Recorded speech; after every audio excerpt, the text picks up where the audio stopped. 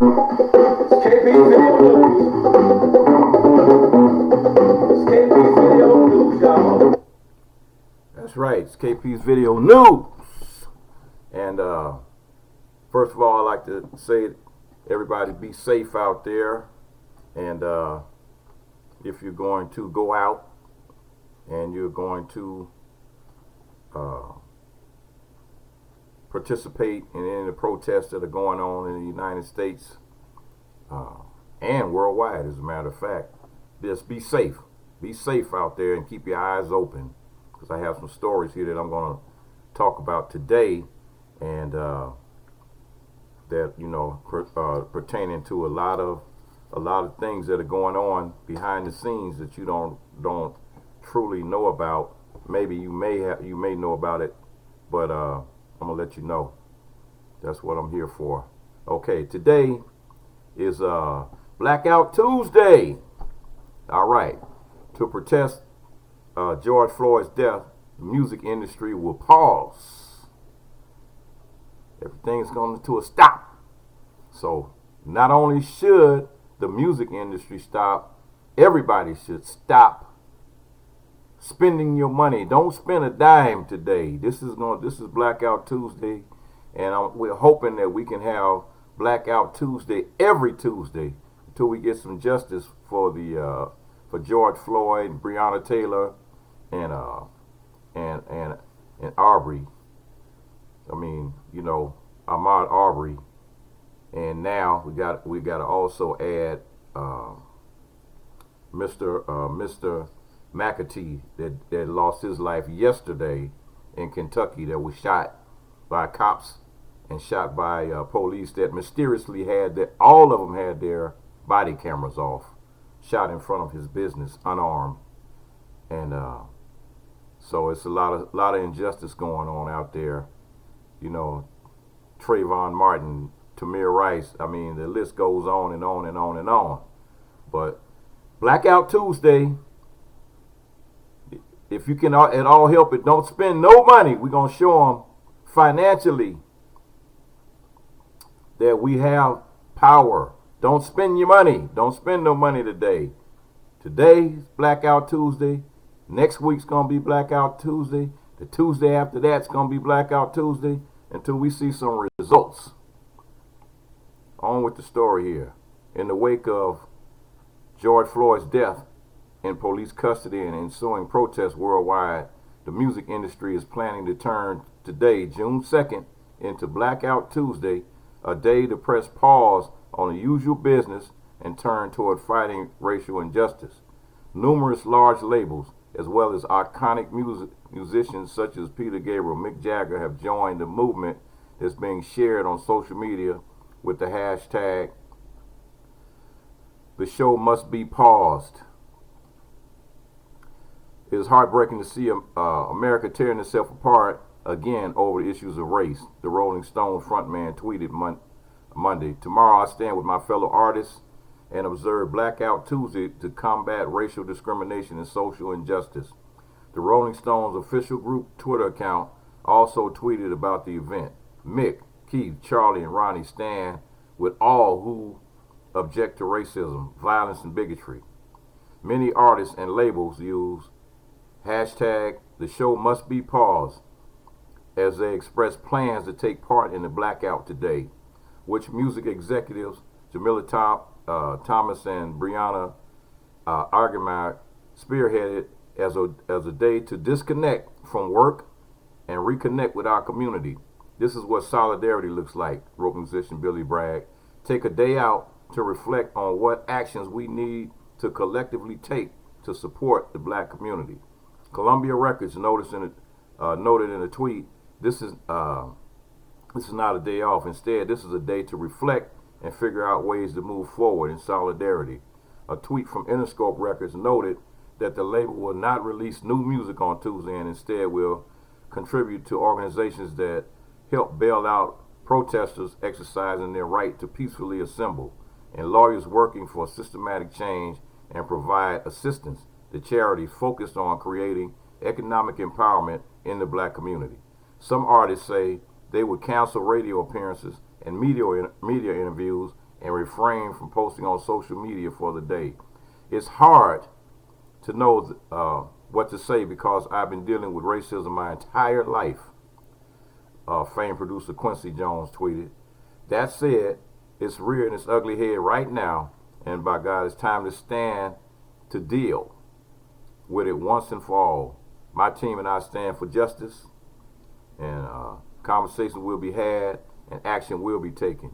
George Floyd, who was African American, died on May 25th after former Minneapolis police officer David Chauvin, who was under arrest, was captured on video pressing his knee into Floyd's neck, while Floyd repeatedly said, "I can't breathe."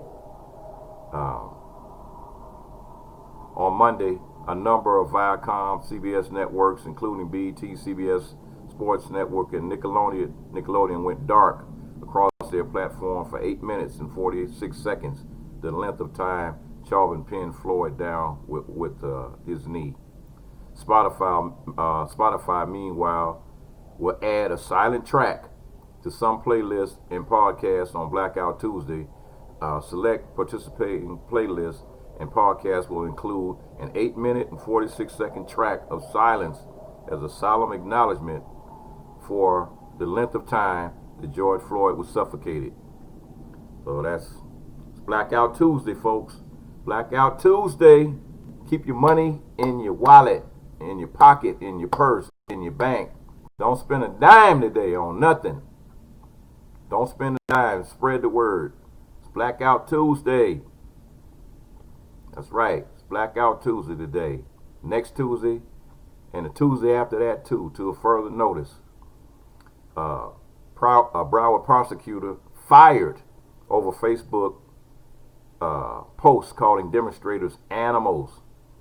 A Broward County prosecutor who went on Facebook to criticize obnoxious protesting was fired on Monday. Amy Bloom, an 8-year veteran of the Broward State Attorney's Office, referred to protesters as animals at the zoo and called their acts shameful. Bloom quickly deleted the post, but not before someone captured an image of it and began sharing it with other Broward lawyers. When will people learn that their criminal acts and obnoxious protesting actually gets you nowhere, she wrote. Act civilized and maybe things will change. I've never seen such animals except at the zoo. She added that her criticisms apply to everyone regardless of race. The post came a day after some demonstrators in Fort Lauderdale clashed with police and vandalized downtown businesses. Nationwide demonstrations over the police-involved death of George Floyd in Minneapolis have been accompanied by looting and vandalism. The state's attorney's office released a statement just before 1 p.m. following the review of the Facebook posting by Ms. Amy Bloom. We have made a decision to terminate her effective immediately. The statement read, the views expressed in that posting are entirely inconsistent with the ideals and principles of the Broward State Attorney's Office and the duties and responsibilities of an assistant state attorney. Bloom, who was assigned to the 1020 Life Division of the Felony Trial Unit, took her Facebook page again to clarify and apologize for her original post. I'm not going to even read her garbage apology. I'm not going to even read it. You got fired! For alarm. Okay. Keeping it moving it along here. I have a story here about a man is a man in a video, and I have the video, and it's also on YouTube, and I asked the person if I could get permission to show the video, to put a link for the video on there, and I'm gonna read the story now. It says, a man who vandalized stores in Minneapolis appears to be a police officer. And Jacob Peterson, a police officer of the St. Paul Police Department, has been identified by some sources as the man in the viral video who was seen vandalizing and smashing store windows in Minneapolis. The police department, however, is denying that the man in the video is one of their own. They have released a statement to the media saying, "We are aware of the social media post that erroneously identifies one of our officers as the person caught on the video breaking windows in Minneapolis. We wanted to be perfectly clear about this. The person in the video is not our officer." And they claim that their officer has been out serving the community and all of that. However, social media, has a different take, and many are convinced that the man in the video is indeed Officer Jacob Peterson. Some who were on the scene even recognize him, and many are questioning if he was also involved in setting buildings on fire in the city.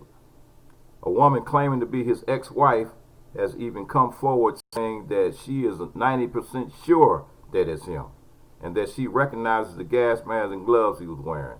Mainstream media has shown mostly African Americans looting, vandalizing, and violently protesting, but the footage paints a different picture.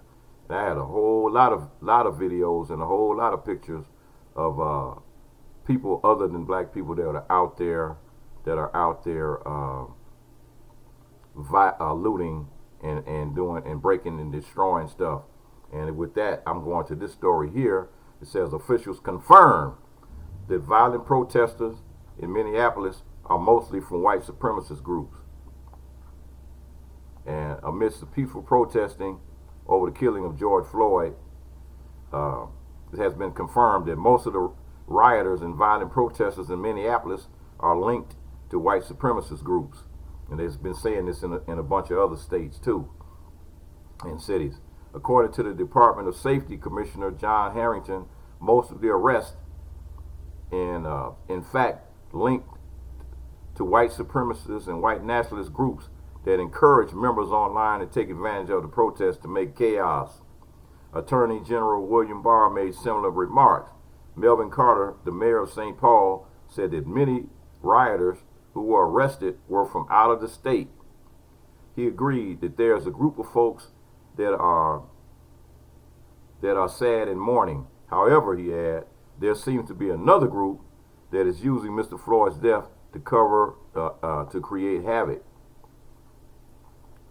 And Minnesota Governor Tim Walz expects and suspects that white supremacist groups and drug cartels are carrying out some of the violence in Minneapolis. Our great cities of Minneapolis, St. Paul are under assault by people who do not share our values and who do not value the life and the work that went into this, and are certainly not here to honor George Floyd. He said in the press conference, they need to see today that the line will stop and order needs to be restored. Minneapolis Mayor Jacob Frey shared the same sentiments. He commented, the people that are doing this are not Minneapolis residents. They are coming largely from outside of the city and outside of the region to prey on everything we have built. So, like I said, there have been a lot of officials countrywide, citywide, statewide, that have been saying the same thing, that it's some outsiders, and they've been proven in Minneapolis that some of the people, a lot of the people that they have arrested have been linked to white supremacist groups, and they're out there destroying stuff. And I was talking with my roving reporter Karen yesterday, and I was telling her that anytime you have a large group and you have these people that are coming in and they do something like break a window, they break a window, and then you have a poor kid that doesn't have a lot of money, and somebody breaks a window. You talking about that mob mentality situation that mob mentality sits in. They break the window on a Nike store or Adidas store or something like that, and the kids are going to run in. They're going to run in. They're kids. You're talking about a bunch of kids out here. So don't let these idiots trick you into doing some things that you don't want to do. Don't give them the power, that type of power over you, and having you go out there looting and going to jail because that's what they're trying to do. They're trying to set you up, man. These white supremacist groups trying to set you up with the garbage and with the bullshit. So get back on point and get back on your message. This message is about George Floyd Breonna Taylor, and Ahmaud Arbery. You know, and like I said before, also with Mr. McAtee down there that lost his life also. Don't forget, y'all, Blackout Tuesday. Blackout Tuesday. Blackout Tuesday. No shopping, no buying. Keep your money in your pockets. It's Blackout Tuesday. Don't spend your money until you get some results.